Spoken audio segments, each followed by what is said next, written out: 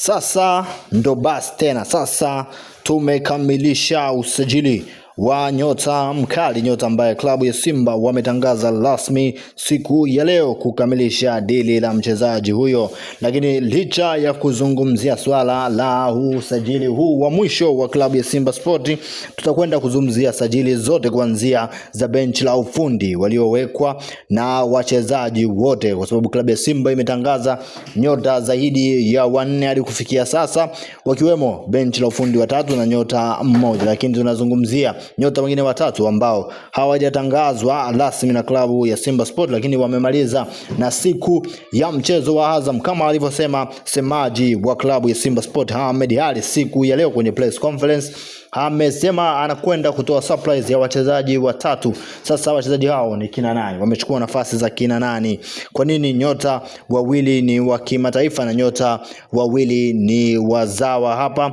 Na nani wamewapisha wale nyota? Nani ameondoka ndani ya kikosi cha Simba? Usikae mbali na hapa, tutakwenda kujadili moja kwa moja kinaga ubaga, nani ameondoka na nani anaingia. Lakini kubwa zaidi, kuna community kubwa ya Simba Sport hapa. Kama ni mmoja wao, basi shukrani sana, lakini kama bado, bonyeza subscribe button ili kujiunga na wana Simba wenzio na kutuambia wewe shabiki wa Simba ukiwa maeneo gani. Lakini swala lingine kubwa tunakwenda kulijadili hapa ni mchezo dhidi ya Azam FC. Tunakwenda kulipa kisasi cha mchezo uliopita ama tunakwenda wapi? Ni mbinu, nani atakuwepo, nani hatakuwepo, na nyota wa Simba Sport ambaye ameingia rasmi kwenye kikosi cha Simba ni nani huyu? Pimpin Kamara, habari yake ikoje? Tunakwenda kuzungumza hapa. Kwa pasipo kupoteza muda, twende moja kwa moja kujadili kile ambacho kimetuleta hapa. Lakini shabiki wa Simba,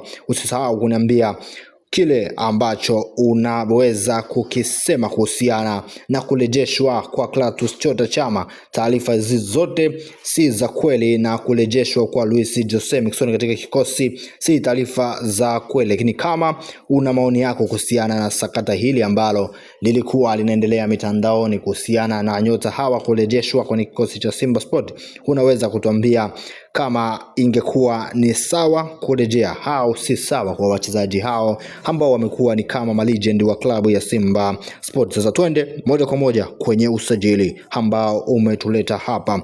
Nyota wa miaka 22 raia ambaye amefanya vizuri akiwa na timu yake ya taifa, ni nyota amefanya vizuri akiwa na timu yake ya klabu kufikia wakati wa kupewa captain Amba Bande akiwa na timu yake ya klabu. Hapa si mwingine tena ni nyota Suba Okello. Amemaliza usajili rasmi na klabu ya Simba Sport baada ya kusaini kandarasi ya miaka 2.5 na atakuwa mgeni rasmi wa mchezo wa Simba dhidi ya Azam katika Mapinduzi Cup, na atakwenda kutumika kwenye michuano ya kimataifa na klabu ya Simba Sport. Na kama Simba watafika finali, basi wanaweza wakamtumia kama mchezaji wa substitution, na hii imethibitishwa na semaji la klabu ya Simba Sport Ahmed Ally. Lakini kuna swala lingine kubwa ambalo tunakwenda kulizungumzia hapa. Nani anampisha Alan Suba Okello? Tunakwenda